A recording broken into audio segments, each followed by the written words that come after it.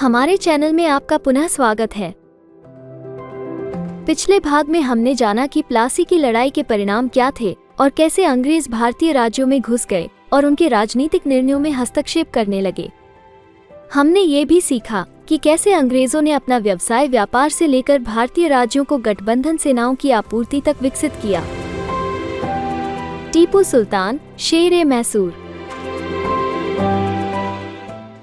दक्षिणी पूर्वी भारतीय राज्य मैसूर मालाबार तट के लाभदायक व्यापार के रूप में कार्य करता था। कंपनी यहीं से काली मिर्च और इलायची खरीदती थी। हैदर अली और टीपू सुल्तान जैसे शक्तिशाली शासकों के नेतृत्व में मैसूर की ताकत और स्वतंत्र व्यापार में वृद्धि हुई थी। टीपू सुल्तान को उनकी बहादुरी के उदाहरणों के कारण मैसूर के बाघ के रूप में जाना जाता था। ऐसा कहा जाता है कि एक बार वह अपने फ्रांसीसी मित्र के साथ जंगल में शिकार करने गए, जहां उनका एक बाघ से मुकाबला हुआ। उनकी बंदूक ने काम करना बंद कर दिया और खंजर जमीन पर गिर गया। उन्होंने निहत्थे ही बाघ से युद्ध किया और अंततः खंजर के हाथ लगने पर उसे मार डाला। तभी से उन्हें शेर-ए-मैसूर कहा जाने लगा। 1785 में टीपू सुल्तान ने अपने राज्य से चंदन, काली मिर्च और इलायची का निर्यात बंद कर दिया और स्थानीय व्यापारियों को कंपनी के साथ व्यापार करने की अनुमति नहीं दी। उन्होंने अपनी सेना को आधुनिक बनाने में फ्रांसीसी सहयोगियों की भी मदद ली।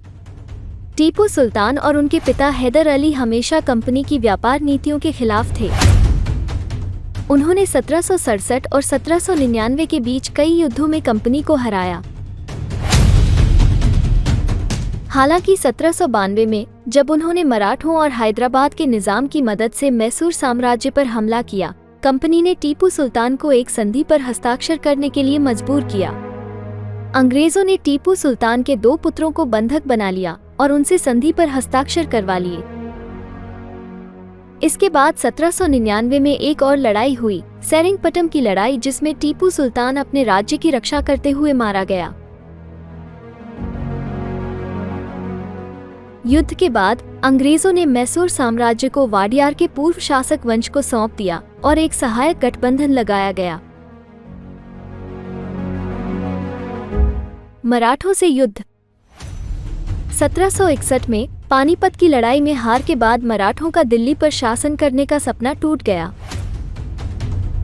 युद्ध के बाद मराठा साम्राज्य अलग अलग राजवंशों जैसे सिंधिया, होलकर, गायकवाड़, भोसले आदि में विभाजित होने लगा।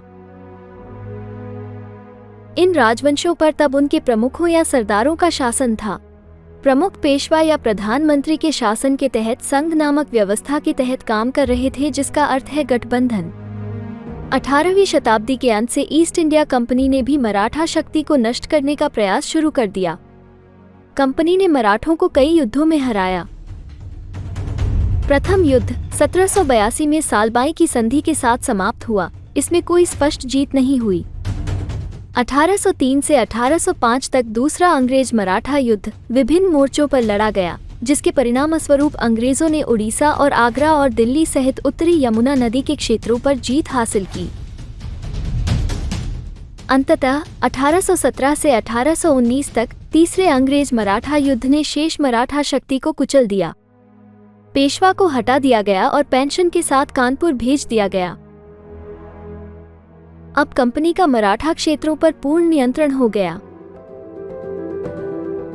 सर्वोच्चता का दावा।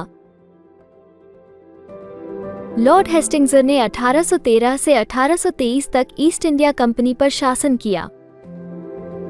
उनके शासन के तहत कंपनी ने एक आक्रामक क्षेत्रीय विस्तार शुरू किया और एक नई नीति, सर्वोपरिता, शुरू की गई। कंपनी को विश्वास होने लगा कि उनकी शक्ति और अधिकार मौजूदा भारतीय शासकों की तुलना में सर्वोपरि और सर्वोच्च हैं और वे भारत पर बेहतर शासन कर सकते हैं। इसलिए उन्होंने भारत के विभिन्न राज्यों में अपने क्षेत्रों का विस्तार करना शुरू कर दिया। उत्तर में नियंत्रण पाने के लिए उन्होंने 1838 और 1842 में अफगानिस्तान में 2 लड़ाइयां लड़ी और 1843 में सिंध और 1849 में पंजाब में कंपनी शासन स्थापित किया। महाराजा रणजीत सिंह की सर्वोच्चता के कारण पंजाब में कंपनी शासन स्थापित करना कठिन था। 1839 में बीमारी के कारण उनकी मृत्यु के बाद कंपनी ने पंजाब पर कब्जा करने के प्रयास शुरू किए और अंततः 1849 में पंजाब पर कब्जा कर लिया। इस समय तक लगभग 70 से 80% भारतीय राज्यों और क्षेत्रों में कंपनी का शासन स्थापित हो चुका था।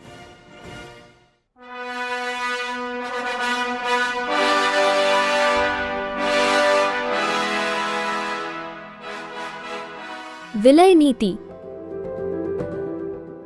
विभिन्न भारतीय राज्यों पर कंपनी शासन स्थापित करने के बाद ब्रिटिश प्रतिष्ठानों की अंतिम लहर लॉर्ड डलहौजी के शासन में आई, जो 1848 से 1856 के बीच ईस्ट इंडिया कंपनी के गवर्नर थे। भारतीय राज्यों के विलय के अंतिम चरण में लॉर्ड डलहौजी ने एक नीति तैयार की जिसे विलय नीति के नाम से जाना जाता है। सिद्धांत ने घोषणा की कि यदि कोई भारतीय शासक बिना किसी पुरुष उत्तराधिकारी के मर जाता है तो उसका राज्य ह्रास हो जाएगा और ब्रिटिश क्षेत्र का हिस्सा बन जाएगा। कई राज्यों को केवल विलय नीति द्वारा अंग्रेजों ने हासिल कर लिया। 1848 में सतारा, 1852 में उदयपुर, 1853 में नागपुर, 1854 में झांसी। 1856 में जब अंग्रेजों ने अवध के नवाब वाजिद अली शाह मिर्जा को बर्खास्त कर दिया, वह अपना राज्य अपने भतीजे को देना चाहता था। अंग्रेजों ने कहा कि वे कंपनी के कर्तव्य के तहत राज्य में नवाब के कुशासन को खत्म करने के लिए बाध्य थे। अवध के नवाब की अपमानजनक बर्खास्तगी से क्रोधित होकर अवध के लोग अंग्रेजों के खिलाफ 1857 के विद्रोह में शामिल हो गए। 1857 का विद्रोह अंग्रेजों के खिलाफ पहले युद्ध के रूप में दर्ज हुआ, जिसमें झांसी की रानी लक्ष्मीबाई, मुगल सम्राट बहादुर शाह जफर, स्थानीय शासकों और कानपुर, बिहार, राजस्थान जैसे अन्य क्षेत्रों के शासकों ने ब्रिटिश सेना में भारतीय सैनिकों के साथ युद्ध में मंगल पांडे की तरह भाग लिया। विद्रोह ने ब्रिटिश ईस्ट इंडिया कंपनी के गलत कार्यों को उजागर किया। हालांकि 1857 का विद्रोह सफल साबित नहीं हुआ और अंग्रेजों ने जल्द ही स्थिति को अपने नियंत्रण में ले लिया और देशव्यापी विद्रोह को समाप्त कर दिया। विफलता या 1857 के विद्रोह का प्रमुख कारण था सबसे पहले भारतीय पक्ष में एकता, योजना और कुशल नेतृत्व की कमी, और दूसरा अंग्रेजी पक्ष की संगठनात्मक और सैन्य श्रेष्ठता, जिसका नेतृत्व बहुत सक्षम और अनुभवी जनरलों ने किया था। यह महसूस किया गया कि एक राष्ट्र के रूप में भारत में धार्मिक एकता, सुशासन और रणनीतिक युद्ध कौशल का अभाव था। जब तक इन मतभेदों को दूर नहीं किया जाता, ब्रिटिश राज या उपनिवेशवाद से स्वतंत्रता हासिल करना बहुत मुश्किल था।